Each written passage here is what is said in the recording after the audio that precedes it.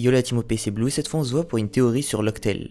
Ça fait vraiment longtemps que j'en ai pas fait, je sais pas si ce format vous plaît toujours. Si c'est le cas et si mon taf vous plaît, n'hésitez pas à liker, à vous abonner, à me rejoindre sur Twitch surtout.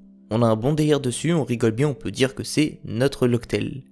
Bref, pour commencer cette théorie, nous allons parler d'un animal, la baleine. Mammifère qu'Oda a utilisé de nombreuses fois dans son manga, que ce soit à travers des pages de couverture, de chapitres, des color spreads, des décors ou à d'autres occasions encore. En tout cas, elles reviennent de manière assez régulière et de manière parfois appuyée pour marquer certaines étapes dans le récit. Le début de l'aventure sur Grand Line commence par la rencontre d'une baleine, la Boone, et son histoire. Au milieu de l'aventure, nous avons Marineford, arc qui voit la marine affronter Barbe Blanche, personnage qui semble avoir pour animal qui le symbolise la baleine. Animal qu'on retrouve en couverture du chapitre 234 dans lequel il apparaît pour la première fois, et animal que l'on retrouve sur son navire, le Moby Dick. Navire qui le symbolise, navire qui s'est éteint dans le même arc que lui, et navire qui a en guise de tête de proue une baleine.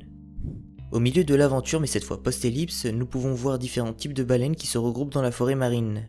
Là où se trouve le poneglyphe qui parle de Poséidon, l'arme antique, et là où se trouve le Noah. Mais elles réapparaissent aussi quand les Mugiwara entrent dans le Shinsekai au chapitre 654. En effet, lors de leur entrée dans le Nouveau Monde, ils sont accompagnés par des baleines qui remontent à la surface avec eux. Plus tard dans le Nouveau Monde, sur Zou, qui est un point clé dans l'aventure des Mugiwara car c'est le lieu où ils apprennent qu'il faut 4 autres poneglyphes pour atteindre l'Octel, ils apprennent ces informations dans une forêt qui est nommée la forêt de la baleine, dans un arbre justement en forme de baleine. Oda met clairement cet animal à plusieurs points clés de l'histoire, et c'est peut-être parce que cet animal a une importance particulière dans One Piece. Nous pouvons l'affirmer avec ce qui est dit pendant le flashback de Den, au chapitre 968, chapitre dans lequel nous voyons les rois des mers dire, je cite, « Les baleines se réjouiront le jour où les deux rois se retrouveront », parlant sûrement de Shirahoshi et du potentiel roi des pirates, Luffy. Donc cet animal a clairement une importance particulière dans One Piece, et en aura sûrement une à sa fin. En parlant de fin, pour continuer cette théorie, nous allons parler de la dernière île. Dans le flashback de Den, nous avons appris de la part de Roger que les aiguilles des Logpos finissent par pointer non pas vers l'Octel, mais vers Lodestar, île sur laquelle ils sont arrivés avec le Logpos. Celui-ci tournait dans tous les sens, ce qui a conduit l'équipage de Roger à penser qu'il y avait une chose après Lodestar, une chose qu'il a tenté d'atteindre avec Oden et qu'il a nommée l'Octel. Il s'agit d'une île qui n'est pas atteignable avec le Logpos, mais avec les roses poneglyphes qui indiquent 4 coordonnées, comme nous l'apprenons pour la première fois au chapitre 818, par Inuarashi. Inuarashi qui à l'occasion de ce chapitre nous avait appris que l'Octel se trouvait à l'intersection de ces 4 points. Bon, les déclarations d'Inuarashi sont à nuancer, car comme nous l'avons appris au chapitre 819 de la bouche de Kinemon, Oden a décidé de ne pas leur faire endosser les fardeaux des secrets du monde de One Piece. Donc il leur a caché ouvertement certaines informations, et ils en sont conscients. On ne sait donc pas réellement si ce que dit Inuarashi est une chose qui leur a été révélée ou si c'est des déductions personnelles qu'il a faites, car il faut rappeler qu'Inuarashi n'est jamais allé sur l'Octel. Personnellement, je ne pense pas qu'Oden leur ait révélé cette information, qu'il leur ait dit comment aller sur l'Octel, étant donné que c'est l'une des informations sensibles qui pouvait intéresser Kaido.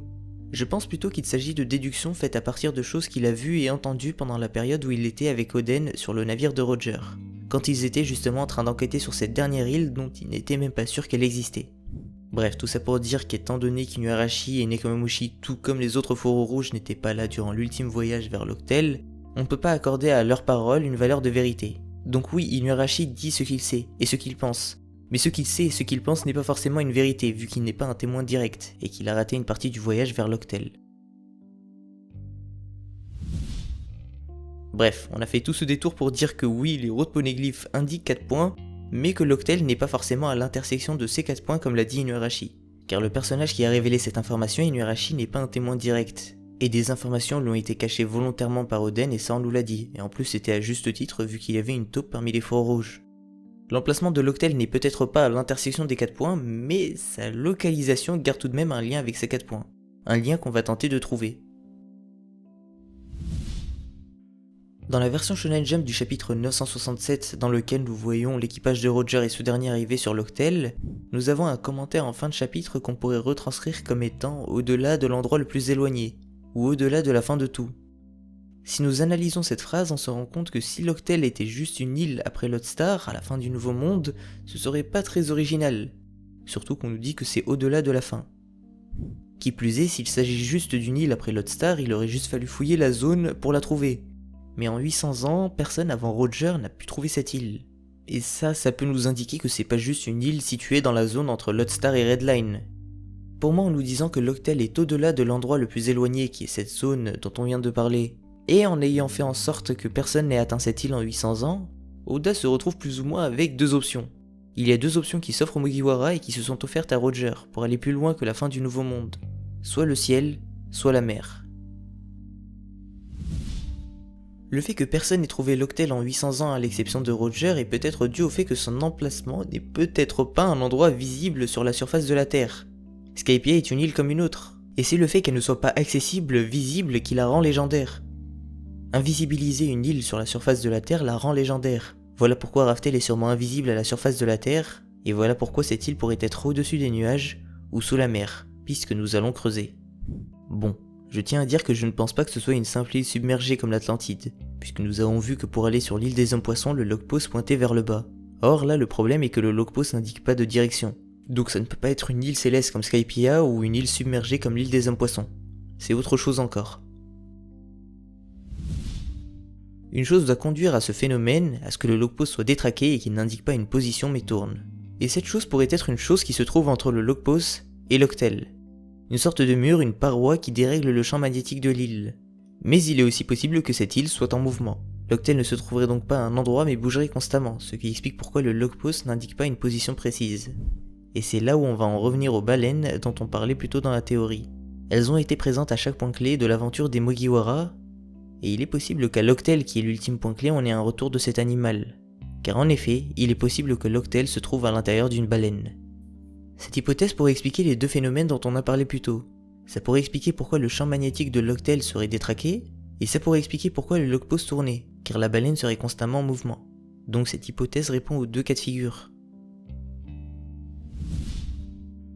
Mais là un autre questionnement se pose. Car en effet, si l'Octel était dans une baleine, quel serait le lien entre l'Octel et les 4 poneglyphes et les emplacements qu'ils indiquent? Pour répondre à cette question, nous allons parler de la mer. Dans One Piece, nous avons pu voir qu'il existe des courants océaniques, notamment le Tarai qui relie Enies Lobby, Impel Down et Marineford. Un courant dont il est notamment impossible de sortir sans l'ouverture des portes.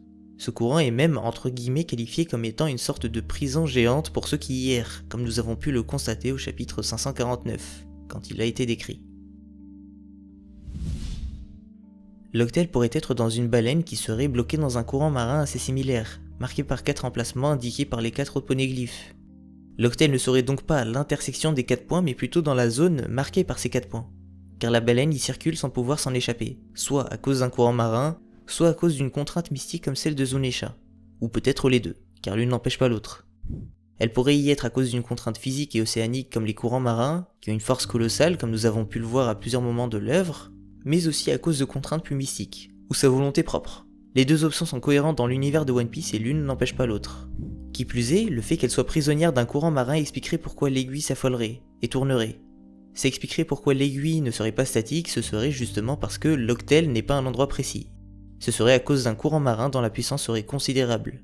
Un courant qui pourrait ressembler au Tarai qu'on a vu pré-ellipse, ou le White Storm qu'on a vu après l'île des Hommes-Poissons, et qui a failli piéger les Mugiwara.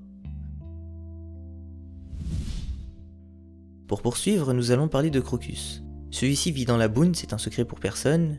Au chapitre 105, nous avons pu voir qu'il a fait une installation colossale à l'intérieur de cette baleine, pour la soigner de l'intérieur. Et il est possible que cette idée lui soit venue de l'Octel, île qu'il a pu voir vu qu'il a accompagné Roger dessus, et île qu'il a peut-être inspiré pour aider la Boune.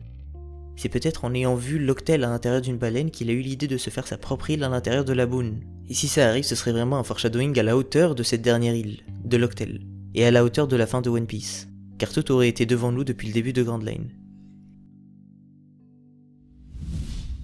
Bref, dans le dernier épisode de One Piece, nous avons pu voir que le décor sur l'Octel nous est caché. Il l'est peut-être pour cette raison. Nous n'avons pas pu voir Roger y accoster et nous n'avons pas pu voir ce qui se trouvait dans le fond. On n'a eu aucun indice pour savoir si c'était une île sur la terre, si elle était sur le ciel ou sous la mer. Le fait qu'il nous cache le décor de l'Octel dans l'anime comme dans le manga nous indique que celui-ci a une importance. Donc ce qu'il y a autour de l'Octel, l'environnement de l'Octel peut être une indication pour savoir ce qu'est l'Octel. Ce qui me conforte personnellement encore plus dans l'idée que l'Octel soit à l'intérieur d'une baleine. L'Octel a-t-elle toujours été à l'intérieur d'une baleine? Pour y répondre, nous allons parler d'un arc que je trouve excellent, peut-être le meilleur post-ellipse, Whole Cake Island. Les chapitres 900 et 901 pourraient être le reflet de ce qui s'est passé il y a 800 ans, lorsque le grand royaume a été détruit. Dans ces chapitres, les hommes poissons ont aidé les Mugiwara à s'échapper, et Wadasumi a caché le Sunny à l'intérieur de sa bouche, afin qu'il ne soit pas détruit. Il est possible qu'à travers cette scène, Oda nous ait laissé entrevoir un aperçu de ce qui s'est passé il y a 800 ans. Il est possible que le royaume disparu ait reçu l'aide de la princesse sirène et de son peuple, des hommes poissons et des créatures sous-marines qu'elle contrôlait ou qu'elle a pu appeler. Et qu'à l'instar de Wadasumi, ils auraient à l'époque réussi à sauver ce qu'il restait du territoire en le cachant à l'intérieur d'une créature sous-marine, à l'intérieur d'une baleine. Et ceci afin qu'ils ne disparaissent pas complètement mais subsistent quelque part hors de la portée et de la vue des ennemis de ce royaume, afin qu'ils subsistent même après cette destruction, ce qui fait sens avec le nom du chapitre 901, qui est « Même si tu meurs, ne meurs pas ». Même après l'annihilation de ce peuple, des vestiges ont subsisté, que ce soit leur histoire dans les poneglyphes, l'Octel ou potentiellement l'édit. Pour poursuivre, nous allons parler de Binks no Sake. Comme nous le savons tous, c'est une chanson très populaire parmi les pirates. Et la première fois que nous l'avons entendue, c'était à Thriller Bark, via Brook. Et depuis, elle revient de manière assez récurrente. Nous avons d'ailleurs pu voir l'équipage de Roger la chanter au chapitre 967 pendant leur voyage avec Oden, qui avait pour destination finale l'Octel. Au niveau de ses paroles, cette chanson pourrait trahir un sens caché qui serait en lien avec notre théorie. À un moment de la chanson, il est notamment dit, si on retranscrit les paroles, « Au loin le soleil du soir, joyeux sur les marées, dans le ciel, les oiseaux chantent en dessinant des anneaux. » Ce passage de Binks no Sake pourrait faire référence au clan Kozuki et à leur emblème. Si on observe attentivement l'emblème du clan Kozuki, il contient un oiseau qui pourrait faire référence aux oiseaux de Binks no Sake. Qui plus est, cet oiseau se trouve dans un cercle, un anneau qu'il semble maintenir via ses ailes, ce qui ferait une nouvelle fois sens avec la chanson qui parle d'un oiseau qui dessine un anneau, un cercle. Qui plus est, ce passage parle de marée et nous savons que celle-ci est liée à l'attractivité du soleil et de la lune, astre lié au Kozuki dont le nom signifie lune claire. Mais bon, nous allons pas nous lancer dans un concours de parallèles pour tenter de prouver qu'il y a un lien entre les Kozuki et les secrets du monde de One Piece car c'est une chose qui est établie. C'est eux qui ont écrit les poneglyphes, donc ils sont intimement liés à ce qui s'est passé il y a 800 ans. Ça ne sert à rien de tenter de le prouver. Mais bon, pour terminer cette partie sur leur emblème, nous allons parler de deux éléments qui sont peut-être juste de la pareidolie, mais qui font sens avec la théorie je trouve. Tout d'abord, si nous pivotons leur emblème sur la droite, nous pouvons nous rendre compte qu'on dirait une baleine qui avale quelque chose. Il s'agit peut-être d'un indice pour nous montrer qu'une baleine aurait avalé l'Octel. Ensuite, le deuxième élément se situe aux quatre coins de cet emblème. Il y a 4 éléments qui ressemblent vraiment à 4 queues de baleine, animal qui, comme je l'ai démontré dans la première partie de vidéo, est récurrent et a une importance dans One Piece, et on dirait que ces 4 baleines plongent dans une sorte de vague, dans l'océan, peut-être pour nous indiquer que l'Octel a été submergé et qu'elle se trouve à l'intérieur d'une baleine. Bon, on va pas clôturer la théorie sur cet élément. Pour terminer cette théorie, nous allons revenir sur Binks no Sake. Ce chant est lié aux pirates et a peut-être été composé avec le souhait de guider certains descendants des anciens habitants de ce royaume, potentiellement l'édit ou plutôt l'élu dont a parlé Barbe Blanche à Teach lorsqu'il lui a dit que c'est pas lui que Roger attend. Il est possible que ce chant ait été là pour guider Roger, puis Luffy, après qu'ils soient parvenus à rassembler tous les poneglyphes, afin de retrouver leur pays d'origine, l'Octel. Mais comment ce chant pourrait être utile alors ?